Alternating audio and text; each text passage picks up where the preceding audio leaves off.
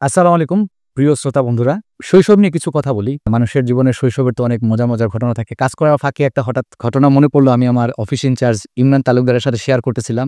তার রিকোয়েস্টই আসা ক্যামেরায় শৈশবের স্মৃতিটা আপনাদের সাথে শেয়ার করি। খুব মজার একটা স্মৃতি মনে পড়লো। তখন আমি আমার শৈশব কাটে শায়েস্তাগঞ্জে, হবিগঞ্জ শায়েস্তাগঞ্জে, সিলেটে। আমার বাবা ফরেস্টে চাকরি করেন বিধায় আমার সিলেটের আসলে বিভিন্ন জায়গায় আমাদের শৈশব কাটে। শাহবাজপুর প্রাথমিক বিদ্যালয় ছিল, ওখানে আমি তখন ক্লাস 2 তে পড়ি। আমাদের এক বড় ভাই ছিলেন, ওনার নাম ছিল লেসু মিয়া। উনি ক্লাস 3 তে পড়তেন। তা আমার একটা মনে আছে, যদিও 2 তে পড়তাম তখন আমি খুব দুষ্ট ছিলাম স্কুল জীবনে। আর কি ক্লাস 2 তে যখন পড়তাম তখন আমার মা আমাকে ওই যে শুকনা চিরা এবং গুড় এগুলো দিতেন টিফিনে, একটা ছোট টিফিন বক্সে দিয়ে দিতেন। ওইটা আমি খেতাম। আমার না কেন যেন শুকনা খাবার ভাল লাগতো না। আমার ওই যে বন্ধু ছিল নাইম নামে একটা বন্ধু ছিল, সে তার বাবা অনেক বড় ইঞ্জিনিয়ার ছিলেন বিদ্যুৎ অফিসের। ওই সময় আমি জানতাম গাড়িতে করে আসতো, ওই সময় সরকারি গাড়িতে করে নাইম স্কুলে আসতো। এনি নামে একটা মেয়ে ছিল, খ্রিস্টান একটা মেয়ে ছিল, তারাও খুব বড় লোক ছিল। তো ওদের টিফিন বক্সে সবসময় ভালো ভালো খাবার থাকতো, পরোটা থাকতো, ডিম থাকতো, বিভিন্ন আইটেম থাকতো। আমি খুব চঞ্চল ছিলাম, তো মানে ছিল আর কি, চালাক বুদ্ধি ছিল আর কি। আমার সবাই বলতো আর কি, বন্ধু বান্ধব বলতো, আত্মীয় স্বজন বলতো। আমি কি করতাম, ওই যে ক্লাসে বসে ওদের সাথে ইমোশন ক্রিয়েট করতাম টিফিনের আগে। এরকম বলতাম যে, দেখ নাইম, আসলে জানোস বন্ধুত্ব কাকে বলে? বন্ধুরা মিলে একসাথে বসে টিফিন শেয়ার করে খাওয়াটাই তো বন্ধুত্ব। তো নাইমও আবেগিত হয়ে যেত, আবেগিত হয়ে বলতো, হ্যাঁ দোস্ত ঠিকই বলছিস, আসলে তো চল আজকে আমরা টিফিন শেয়ার করে খাবো। এ নিয়ে আমাদের সাথে যোগ দিত। তো সবাইকে, যারা যারা আরো কয়েকজন ছিল, আমার তাদের নাম মনে নাই, তো শেয়ার করা হতো। তো শেয়ার করার সময় নাইম তার টিফিন ওপেন করতো, আমি আমার টিফিন ওপেন করতাম। এখন আমারটা নাইম খাবে, নাইমাটা আমি খাবো, তা আমি নাইমাটা পুরোটাই খেয়ে ফেলতাম। এরকম করতাম। এখন জানি না নাইম কোথায় আছে, ওর এইগুলো মনে আছে কিনা ক্লাস 2 এর ঘটনা। কারণ ক্লাস 3 তে যখন উঠি তখন আমি স্বাস্থ্যমতে চলে আসি আমরা সিলেট টাউনে, আবার শ্রীমঙ্গলও যাই। ও এই ভিডিও দেখবে কিনা কখনো আমি জানি না।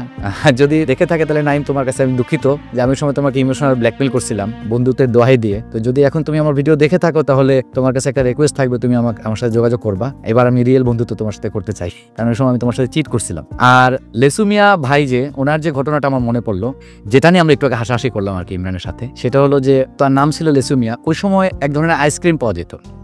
আইসক্রিমগুলো ছিল আম, লিচু, কলা, এরকম এর মধ্যে আইসক্রিম ঢুকে, মানে আইসক্রিমের মতো থাকতো আর কি, বরফের টুকরা থাকতো। তো আমরা বাচ্চারা ওটা খাইতাম, খুব পছন্দ করতাম। 10 পয়সা, 20 পয়সা, 4 আনা আইসক্রিমের দাম ছিল, 8 আনা, যেগুলো এখন আমরা দেখি না, এরকম কয়েন আমরা এখন দেখি না। আমরা তখন ওই যে টাকা জমাইতাম, 5 পয়সার কয়েন জমাইতাম, 5 পয়সা 10 পয়সা কয়েন জমাইতাম। ওই সময় টিফিনের সময় আইসক্রিম আলা আসলো, তো লেসুমিয়া কি করলেন, একটা আম আইসক্রিম চুরি করে ফেললেন।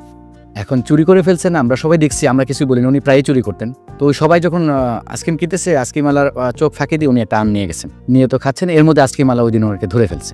ধরে হেড স্যারের কাছে বিচার দেওয়া হইলো যে আপনার এই ছাত্র আমার আইসক্রিম চুরি করছে। হেড স্যার তো তাকে বেদম মার। ওই সময় তো স্যাররা খুব মারতেন।